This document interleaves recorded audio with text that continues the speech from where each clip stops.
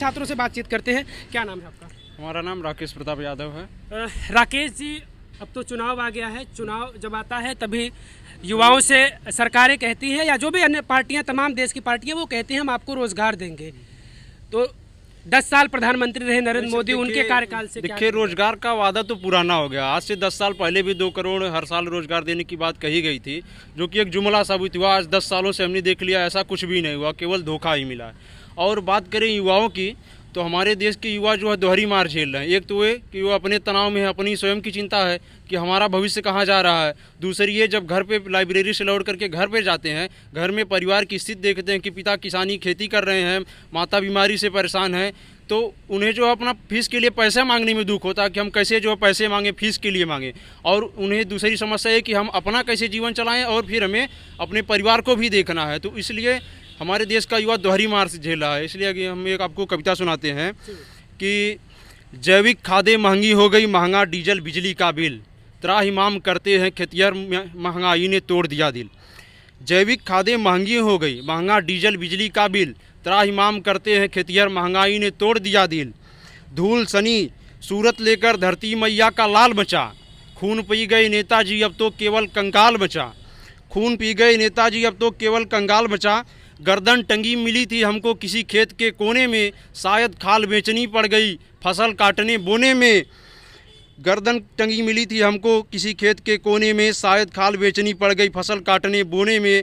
मजबूरों की सांसों में फिर से उम्मीद जगानी होगी, सत्ता के बाहुबलियों को उनकी औकात बतानी होगी। सत्ता के बाहुबलियों को उनकी औकात बतानी होगी। इन सब तमाम समस्याओं के बाद अगर युवा पढ़ता भी है तो उसे क्या मिलता है? पेपर लीक हो जाता है।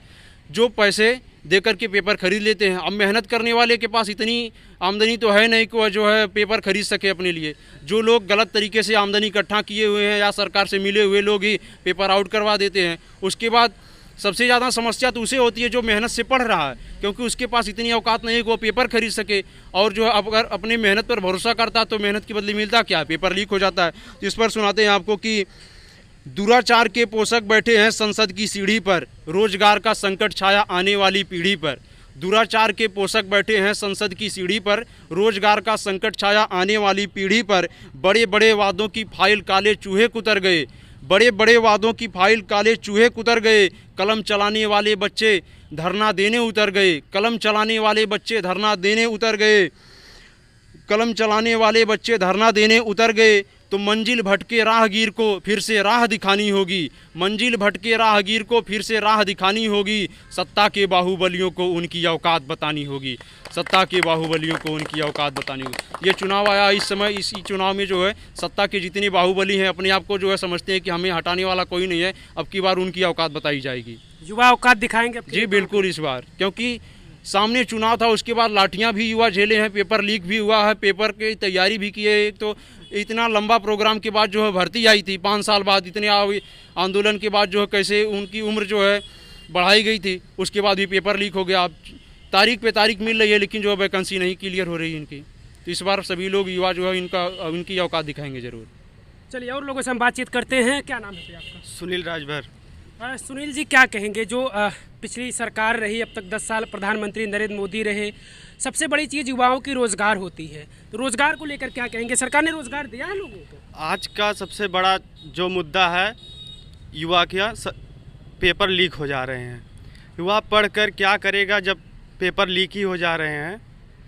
यही सबसे बड़ी गंभीर समस्या है आजकल के युवाओं का। वैकेंसी आती नहीं और आई तो फिर पता लगा परीक्षा हुआ पेपर लीक हो गया। वैकेंसी आ तो रही हैं लेकिन पेपर लीक हो जा रहा है। आज 3-4 साल से जितनी भी वैकेंसियाँ आ रही हैं सब वैकेंसियाँ लीक हो जा रही हैं।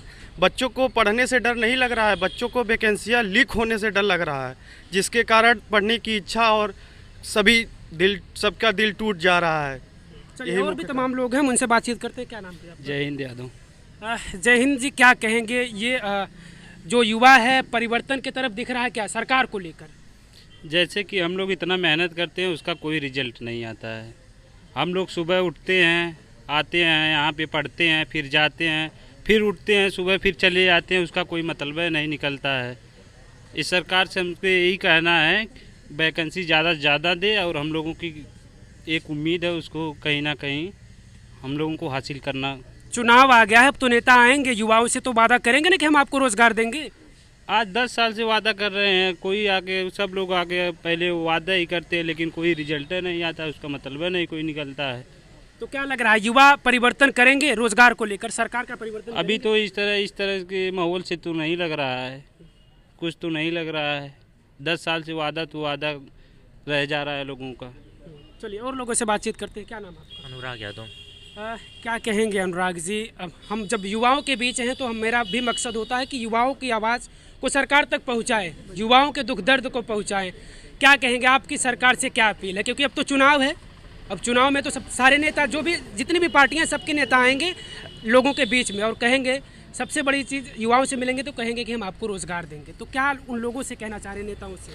क्या कहना चाहेंगे, क्योंकि वैकेंसी नहीं दे रहे हैं और जो भी वैकेंसी दे रहे हैं वो भी लीक हो जा रही है और हम चाहते हैं वह वैकेंसी हम लोग युवाओं को दें और हम लोग आगे विकास करें। ये सरकार कितनी कामयाब हुई रोज़गार को लेकर?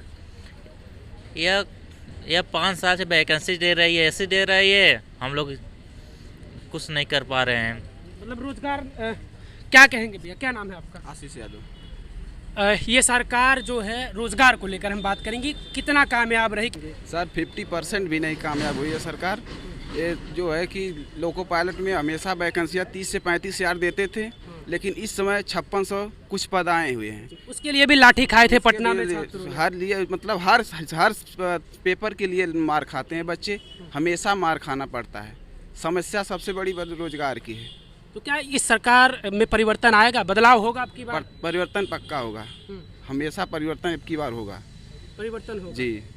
क्या नाम है आपका? इंद्रेश यादव। इंद्रेश जी, रोजगार को लेकर क्या कहेंगे, सरकार को परिवर्तन करना है, क्योंकि 10 साल तो आप लोगों ने देखा।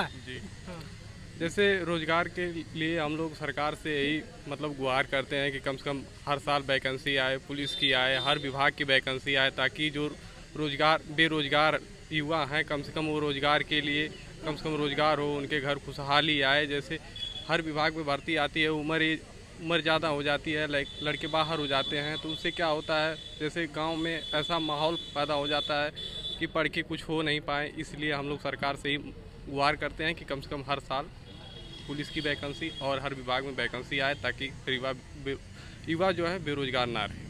कितनी मेहनत करते हैं आप लोग लाइब्रेरी में, क्योंकि ये मेहनत आप लोग ही बता सकते हैं, जो सफ़ेद कुर्ता में घूमते हैं उनको थोड़ी ना पता है कि लाइब्रेरी में बच्चे कितना मेहनत। उनको क्या पता रहेगा सर, हम लोग 8 से 9 घंटे पढ़ते हैं, फिर घर जाते हैं, वहाँ पर भी मेहनत करते हैं, कोई फल नहीं मिलता है। उसके बाद परिवार आस लगाए बैठा हुआ है, अब मेरा बेटा हो जाएगा, अब मेरा बेटा हो जाएगा, कोई सफलता नहीं मिलती है, पेपर लीक मिलता है, तो क्या करेंगे सर। चलिए, ये जो समस्या है युवाओं की, इसको लेकर अब की बार इस चुनाव में क्या कुछ होगा ये तो हालांकि समय तय करेगा, लेकिन जिस तरीके से युवा बेरोजगार है, अगर किसी तरीके से वैकेंसी भी आती है, ये परीक्षा देने जाते हैं, पेपर लीक हो जाता है।